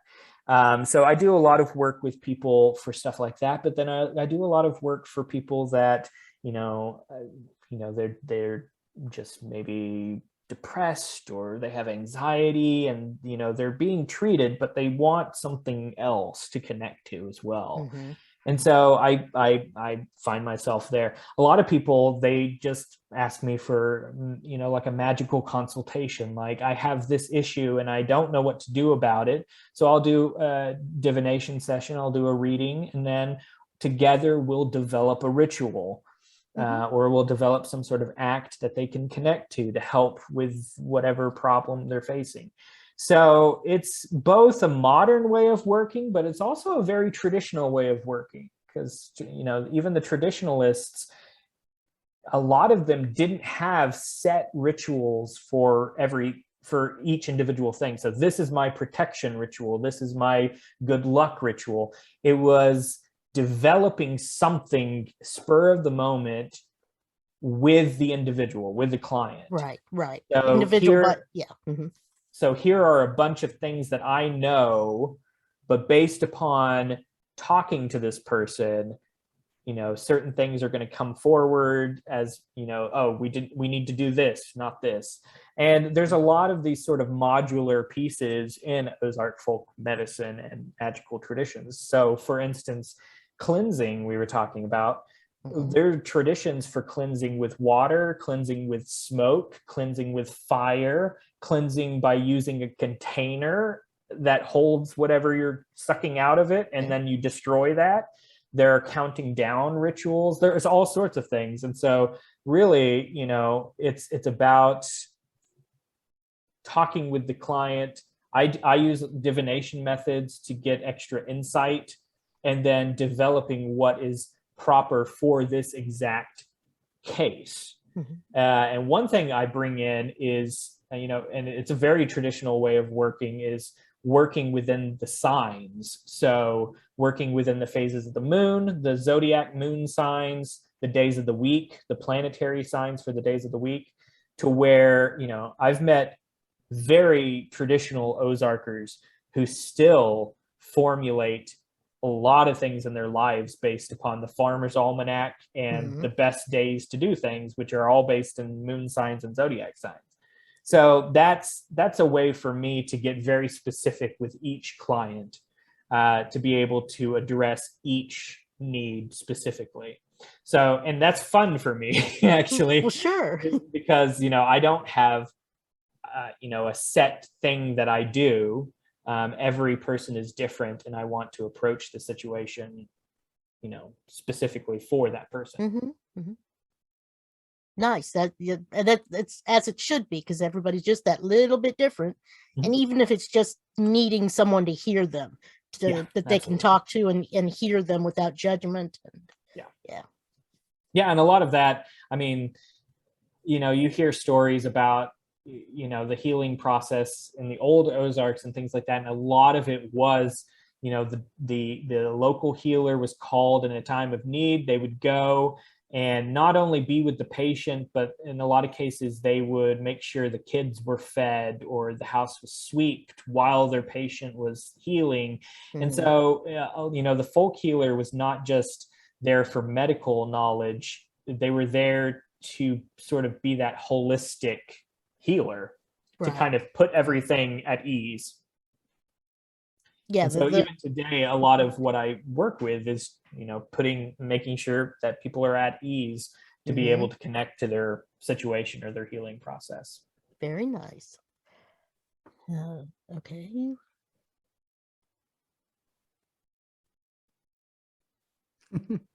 I'm sorry, I was looking.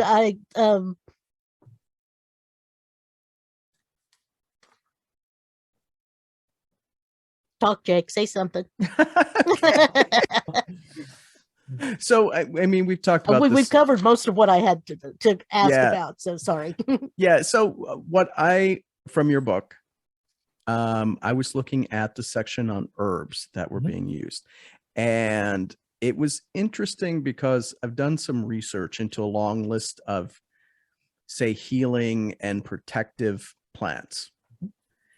What I thought was interesting, of that big old list, only one crossed over with your list. I think you list about 24, something about that. It was Asafoetida. Oh yeah. But none of the other ones were.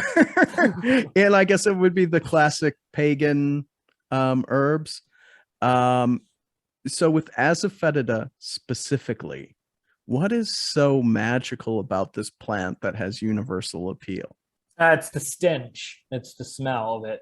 As best as I can tell. So there's so in the Ozarks, asafoetida was used as a ward, specifically to ward off illness, but also it was used as a plant for exorcism, for basically those cases like goomering where it's very extreme. It has a terrible, terrible smell that is sort of mixture of garlic and onion, and it's just very potent and concentrated. It's not a New World plant, it's an Old World plant, and it has a long use throughout European folk magic. Ozark practice, got this use of asafoetida from the Old World sources, and the idea is that bad smells can keep away evil and sickness. And so this is one of those really bad smells. So it is a powerful plant. I always tell people, if you use it in your house, especially if you burn it, which is a traditional way of using it, it will clear out everything, both living and dead. Like it will clear out everything. But Okay. it is a very powerful plant, and it has, like I said, it has roots in Greek and Roman folk magic. It has very ancient roots, but it's this idea, and it's connected to miasma theory and folk medical theory from mostly Greece and the Middle East. This idea that pungent odors can keep away bad things, can keep away illness and stuff like that. Odors in general, because there's this idea for a long time that, they didn't really believe in germs, but there was miasma. It was this bad air that you were breathing in. So if you could replace that sick air with either fragrant things or with this pungent stuff, you could counter the effects of this miasma. And that's why, in the Ozarks, using red cedar smoke in the house and things like that is a pretty traditional way, especially even with the traditionalists, for whenever you have somebody sick in the house, you always open the windows and you burn some red cedar, and then you let the wind carry that bad air out of the house, that sort of thing. I was just doing some more research on it. Asafoetida is a very common spice in Indian food, specifically for what was the name? Tadka. Yeah, it's and called dal. In Hindi, it's hing, Hing. Okay. They were calling it hingafi or hingified. When you give some extra spice, you hingify it. Yeah, hing. My source for asafoetida, because I do keep it around just in case, but I go to the Indian market around here and I get hing because it's asafoetida powder specifically. But yeah, when you cook with it, it's actually very tasty. Like as a spice, it's very good, but it's very pungent.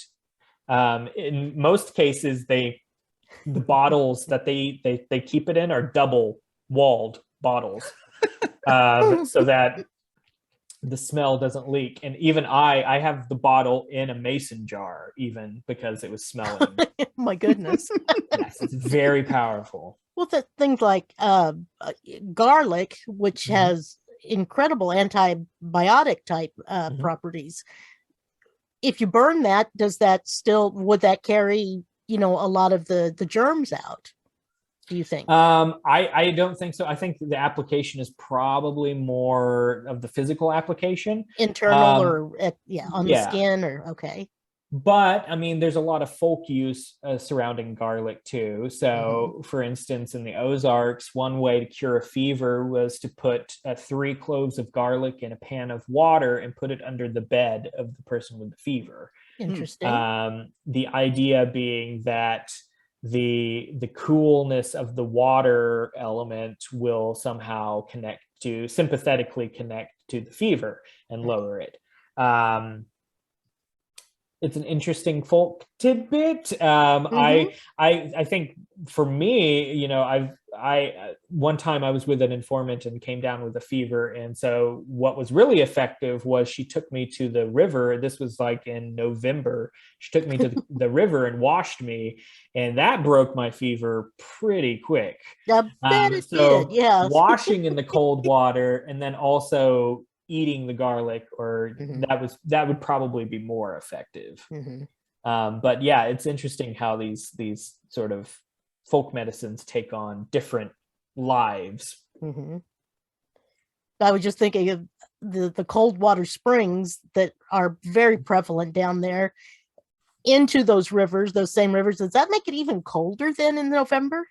Yeah, sometimes, and even Yeah. in the summertime, Oh, definitely. you know, back in June, we were swimming in some swimming holes that were spring fed, Mhm. and the water on the surface was nice and warm. But as soon as you got into one of those spring pockets, it was very chilly, and Yes. even when it was, you know, 90 degrees out, it was still a little cold. Mhm. Mhm.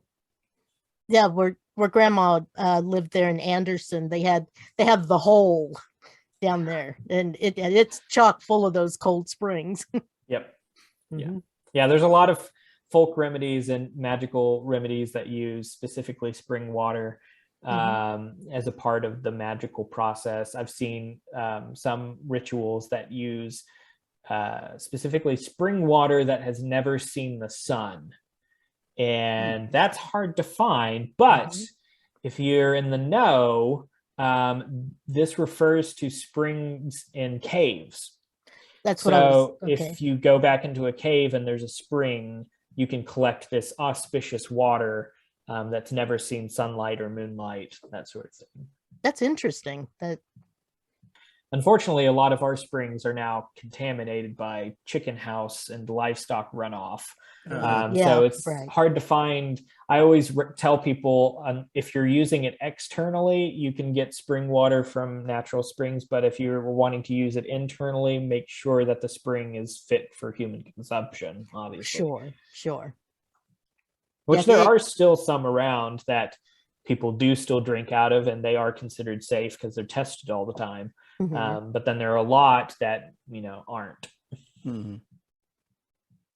Just that in itself. Yeah. I know that. Oh, I was going to ask you about Spook Lights, like in Hornet, Missouri, and through different mountain ranges. I know they're prevalent. Are they down there in the Ozark Mountains as well? Yeah. Yeah. Mhm. They go by different names. I've heard them called, you know, wisps, or, you know, the will o' the wisps. Mhm. Mhm. Or sometimes old timers will just say willow wisps, even though it's not a willow tree, but they'll associate them sometimes with willows. It wasn't Um, it. Wasn't it a fey creature that was the will o' the wisp? mm. Basically, okay. Mhm. Yeah, and it has some connections too with some of the Jack tales, like Jack and the Beanstalk. I think there's one about the creation of the will o' the wisp that's connected to jack o' lanterns and things like that. Mhm. But yeah, we have. I mean, I've seen strange lights that I would consider spook lights or wisps. So they're definitely down here. Mhm. In the sort of old Ozark folklore, they're almost always considered an omen of death, either for the person that sees them, or sometimes it's said that if you see one of the spook lights, somebody in your family is on their way out. Mhm. Um, I haven't had those experiences, Good. but Yeah. the experiences that I have had at least would lead me to believe that they are somewhat sentient. So I connect them less with the omen side and more as being sort of in line with these otherworldly spirit beings, land spirits, things like that. But Mhm. yeah, they're definitely here. Right. Right. And well, and there's the difference in them that the will o' the wisps are they've been attributed to swamp gas a lot. Yeah. And I can understand that, but there's that other phenomenon where it's not, most definitely not. So yeah, and the ones that I have seen are, in the Ozark Hills. That I guess it could be caused by releasing gas pockets from maybe the caverns or something like that. But I've heard the bog gas theory before as well. But then I'm like, well, I saw these in the mountains, so there wasn't any bogs around. So. And it's not ball lightning, and it's not. These were it looked like, on a couple occasions it was just sort of, I was down by a creek, and I thought at first it was a firefly because there were fireflies out, but this firefly-like light stayed illuminated for almost 3 minutes, because I timed it, as it worked its way, snaking back and forth down the creek towards me, and then just went on its way. And so, could it have been a firefly? Maybe, but it wasn't doing the firefly thing. It was a solid light, and it had purpose, it had direction, and it was traveling in that direction. And then on a couple other occasions, it was different colors. I saw one that was kind of a blue, that moved through the tree line back and forth around some trees. I had a flashlight on, so I turned it off in case of some reflection, and I just watched it as it moved through the trees. So, yeah. That's one of those that really interests me. Now, Jake would say, no, it's God knows what, but it's been disproven enough that, there was no light source anywhere else that it could be a reflection from, or what any of the scientific naysayers will try to put out there. That's our Jake, though. Yeah. I tend to be skeptical on some stuff too. I really, I get called into a lot of haunted houses to clear out spirits and things like that. And that's one of those areas that I get very skeptical with. And, I would say 8 times out of 10, I'm correct that it's not a spirit. But then there's, the other percentage, this much smaller percentage, where I'm like, I don't know. This is a little, I don't know. It's, I'm okay saying I don't know, and then providing some sort of, traditional ritual or something like that to maybe clear out whatever it is. Help something move on, maybe. Yeah. At least put the people's minds at ease. And a lot of that is, I find that people put in a lot of their own energy into their house, and especially people moving into older houses, and they're already nervous about the moving process, and already they put in a lot of stress, they put in a lot of anxiety, and I think it often manifests, at least in their own minds, in the house. And so a lot of the work that I do with stuff like that is, if you can calm the family down, a lot of the problems stop. Sure. Right. Yes, so is that, I've had plenty of cases like that. Is that like, it could be like a kinetic type energy from one of generally what the hyper adolescent, or what have you, or is it Fluffy the cat and nobody's seeing it run by something, or Fluffy the rat in the wall. Awesome. Raccoon, some critter.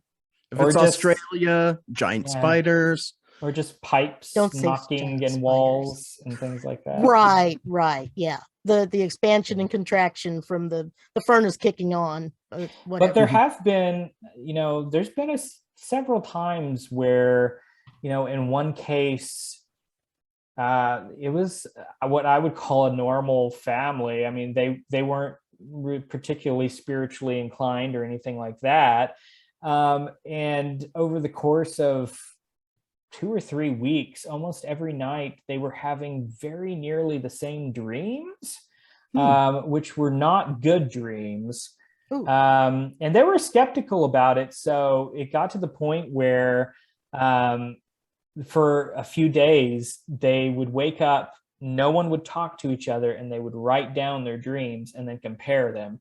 And they were almost always the same, involving the same sort of situations, the same weaponry in some cases, and things like that. And that was interesting for me to work with.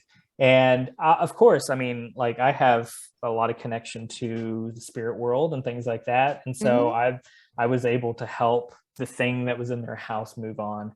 But that was one of those cases where I was like, okay, this isn't a knocking in the wall. This is this is like a psychological thing that's happening here. Right. It's a little unexplainable. A little metaphysical in the physical. Yeah, but world. there was definitely something there that was not happy with the family being there, and was, you know, intruding on some dreams. And we made sure that the thing was happy and moved on, and the dream stopped. Very So good. I was happy about, you know, whatever it was, the conclusion was good. And there's an old Ozark saying that I live by: if it works, it works. Simple. Don't question and it. to the point. It just right. it worked. It worked. Exactly. It Yeah. worked. Don't Got try no to idea deduce. why, but Don't- yeah. Well, I mean, you know, one of those foundational things that, you know, we were talking about earlier, this idea of tempting fate. You don't want by, you know, and old timers would even, you don't want to talk about people that know things or have a gift or can Right. heal. You don't want to talk about it too much, because you're tempting fate that the power would be gone, like the power would leave the person. Or, you know, you don't want to talk about the little people too much, because you're tempting fate that they show up, or ghosts and things like that. So yeah, those ideas are connected. The idea of if it works, and not tempting fate by over explaining or over analyzing things. Right. Don't look the gift horse in the mouth and all Yeah, that. same sort of thing. Yeah. Well, it could be wearing a nice set of porcelain veneers, that horse. He could be, yes. Yeah. Or he may just be rabid. Rabbit horse, that would be. Rabid horse, yeah. Bite your head off, buddy. I'm sure. I can't say I've seen one, but you know, it's a mammal. It can happen. It I mean, can. yeah. I don't see why not. Mhm. That's something to be more afraid of than that bat or that raccoon. I'm just like, is that a rabid Clydesdale? It seems like that would be harder to outrun, probably. I'm thinking, yeah. Mhm. Or, you know, not, because your feet might not even touch the ground at that point. Mhm. Now, the little people. Mhm. Are there a lot of correlations between what the Europeans brought over and the indigenous people believe in with them? Yeah, our little people tradition seems to be a mixture of the sort of pan-European fairy traditions and European or indigenous traditions, specifically Cherokee. The Cherokee still have the little people, and they call them the little people. Thought they did. And the concepts are very similar to how Ozarkers approach the little people. In Ozark folklore, we have some things that are more taken from European tradition. For instance, the little people aren't always little. So they can take lots of different forms. In Cherokee folklore, usually the little people are always little, and they have separate sort of fey beings that can take human form, things like that. In Ozark tradition, the little people can take animal form, they can take human form. So there are stories about which kind of are reminiscent of European stories of fairy marriages. So somebody will, you know, they don't really know they're marrying a fairy bride or one of the little people that's taken human form. And there's a lot of interesting origin stories for people's gift for healing. So the child of marriage like this will be born with the gift, sometimes with a second sight, to be able to see into the other world where the little people are, things like that. The little people, it's one of those areas, you know, people always ask, oh, I want to start working with the little people. How do I start working with the little people? And I always have to tell them, well, according to most of the folk knowledge surrounding the little people, people that work with the little people don't want to work with the little people. Right. So the little people are very good protectors, but that's not a contractual obligement sort of Right. relationship. Right. I've met several modern healers, which I would consider both a part of neo-traditionalists and the traditionalist group, that do work with those forces. But in one case, it was an old guy that was blind in one eye, and he said when he made the agreement with the little people to get his gift, they took his eyesight out of his one eye. I met another guy who had a hand that he couldn't use, and he credited the little people for taking the use of his hand after an agreement he made with them to receive power, to receive the ability to do something. So, there are also stories about people tricking the little people out of power, things like that. But these stories focus on people that are extraordinarily cunning. So the little people really reward cunning behavior. They really reward kindness and genuine sort of charitableness, things like that. A lot of the stories are of children who, will be out in the woods and they'll see an animal trapped in a trap or under a rock or something, and they'll free it. And it's one of the little people who will then give them a gift because of their kindness, things like that.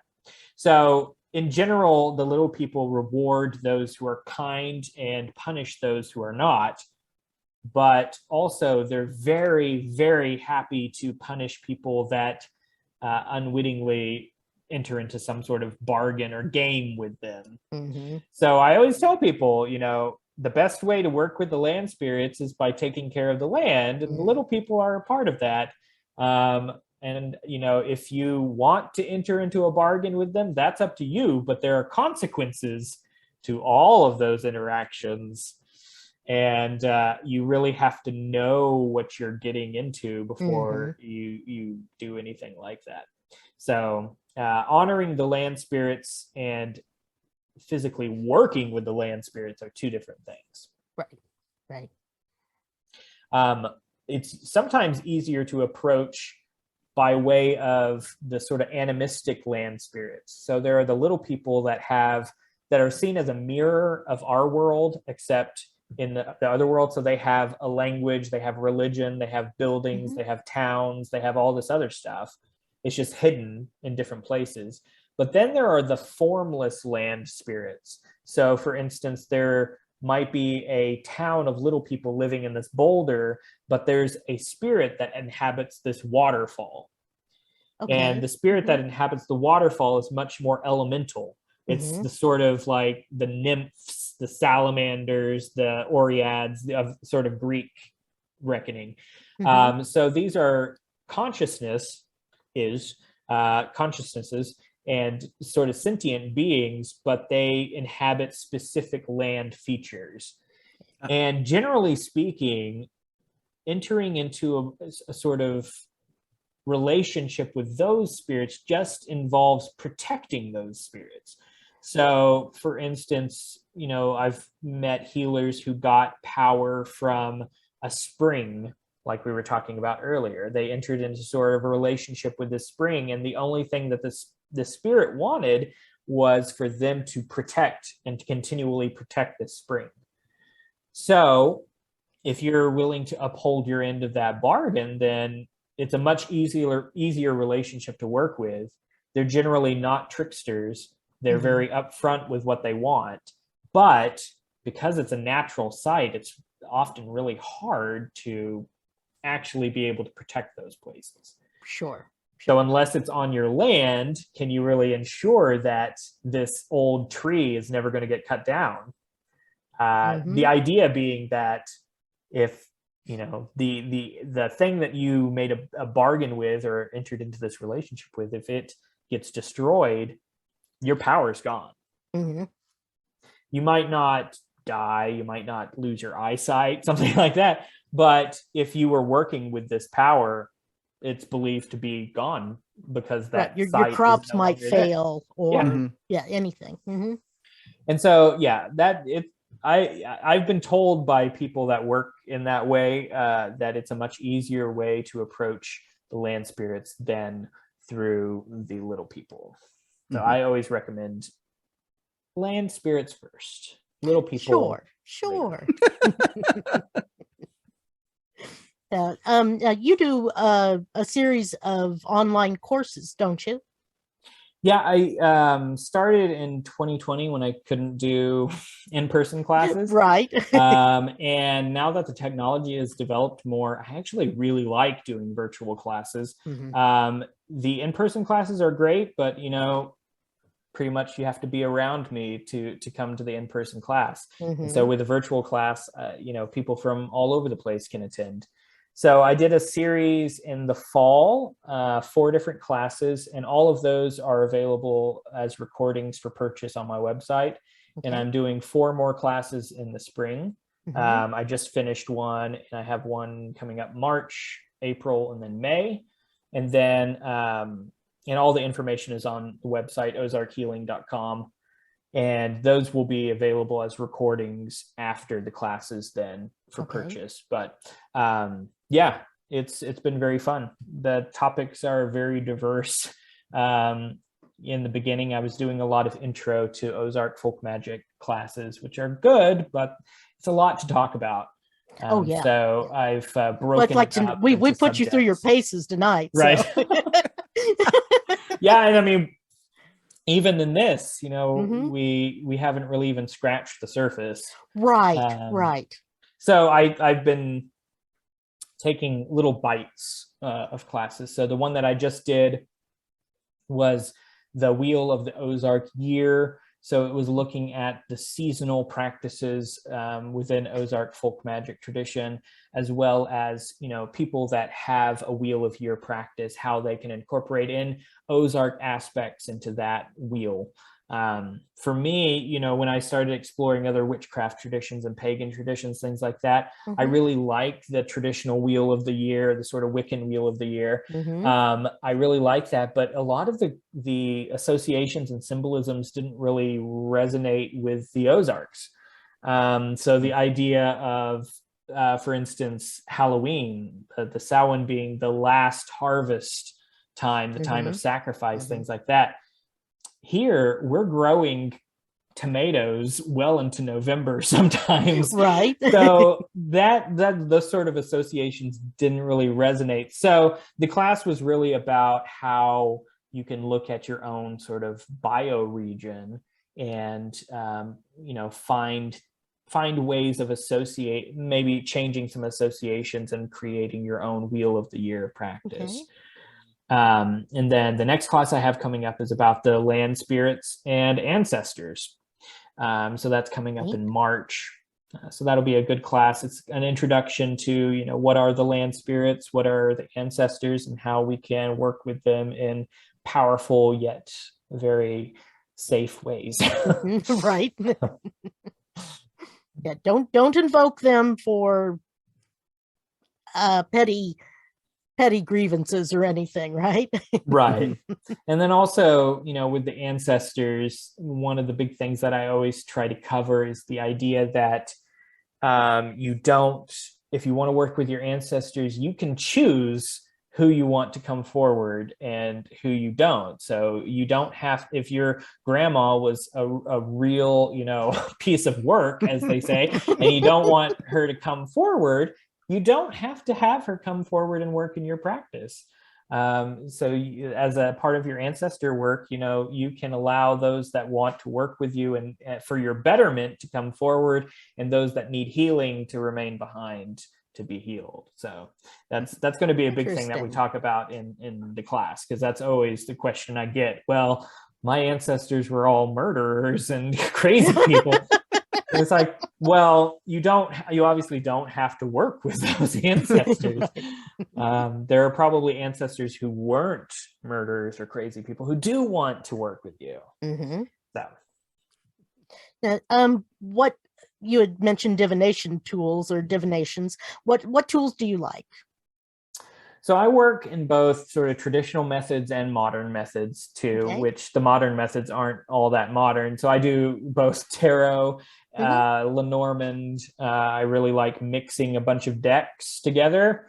But I also do more traditional methods. So in the Ozarks, there are different sort of dowsing methods. There's a method involving water where you suspend a leaf over the water and use it as a pendulum of how it spins. There's traditions of making pendulums with hagstones or whole stones. So using those as a pendulum. There's a lot of sort of pendulum practices. There's practices using fire where you put grains on coals and listen to the pops and the crackles as being part of certain answers. There's smoke rituals too, where you observe the line of smoke coming up off of a burning plant and how it shifts and turns and things like that. There's also a sort of traditional geomancy method too, which I use. It involves corn, but making certain patterns and then interpreting the patterns. It's used a lot in as well as the zodiac with diagnosing illnesses and curses in certain parts of the body. Interesting. So there's a lot, and usually I gear the method to the situation, to who I'm working with. Sure. So if it's somebody that doesn't really work in or isn't really familiar with Ozark concepts and things like that, I might use tarot or Lenormand. But if what it's is Lenormand's? I'm not sure what that is. Oh, so the Lenormand is an oracle system that was developed by Madame Lenormand in France. Oh, okay. Yeah, I dropped a link for everyone. Okay. It's I think 18th century, 1700s. But it originated with playing cards. So playing cards were given certain associations, but the Lenormand is unlike the tarot. It's not suits. The Lenormand typically is pictorial. So, for instance, one card is the clover. You have the key, you have the book, you have the dog, you have the man, the woman, you have the what else? There's different ones, but they're pictorial, and there's a lot of different ones, and the combinations of the symbols changes the meaning across the reading and things like that. So it's a kind of an interesting system to work with. So normally I incorporate in some of that alongside tarot. But yeah, there are other methods that I prefer for different situations. Nice. Well, we did go a little bit over time. Sorry about that. If someone would like to get a hold of you, website and emails and things like that. Yeah, so I have a website, ozarkhealing.com, and there's a contact page on the website. That's the best way to get in contact with me. It goes direct to my email.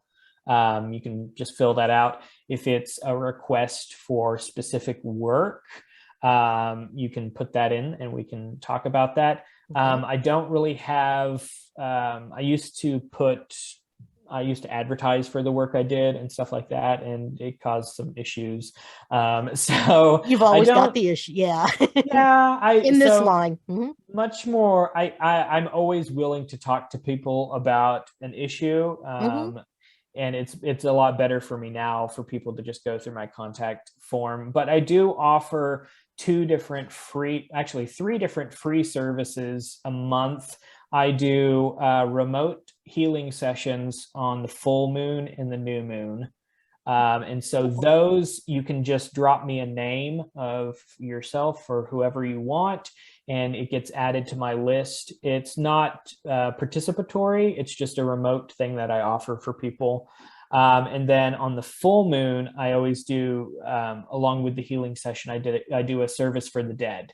So if you have beloved dead in your family or whatever that you want to include, you can always send those over and they will be added to this sort of healing session for the dead as well on the full moon. So those are free sessions that I do every month. And people can put in as many names as often as they want for those. But then for any other specific ritual work, consultation, or anything like that, they can go through my contact form. I also have a Facebook page, Ozark Healing Traditions on Facebook. On Instagram, it's also Ozark Healing Traditions. And then Twitter is Ozark Healing, at Ozark Healing. So. Sweet. Well, thank you so much for being with us tonight. This has been fantastic. Yeah, very fun. Very fun. I could talk about it all day, really. Oh, yeah. But we won't make you stay that long, but I learned, I learned a lot. I learned a lot on this one. A lot of times, because I'm the objective one, when it comes to the woo, I'm usually like, okay. But I gotta say, I learned a lot on this one. This was I'm the guy that does all the ghost hunting gadget stuff. So Jake, did you drop a link to pre-order Brandon's next book? I did. It's at the beginning. Cool. It comes out on June 8th, 2022. You can get it on Audible, Kindle, and paperback from Llewellyn. But remember, June 8th, 2022. Kindle's going for $14.99. I think the book's going for $19.99. But don't quote me on that. Yeah. Well, I hope you come back and see us. Like I said, absolutely. This has been great, great show. Cool deal. All right. And with that, Thursday, we've got Nick T. White and Paranormal and Cage the Darkness Paranormal. And that'll be a fun time as well, I think. And anyway, everybody have a great week. Safe. Hopefully you all get tomorrow off. Okay, I don't remember which day it is. I want to say President's Day. It's President's Day. Okay. Sorry. In my dotage, I seem to be losing my memory. But anyway, thank you all for listening or watching, and we'll see you Thursday. Okay. Take care. Brandon, stay on the line after this. Okay. Will do. Cool. All right. Looks like lives.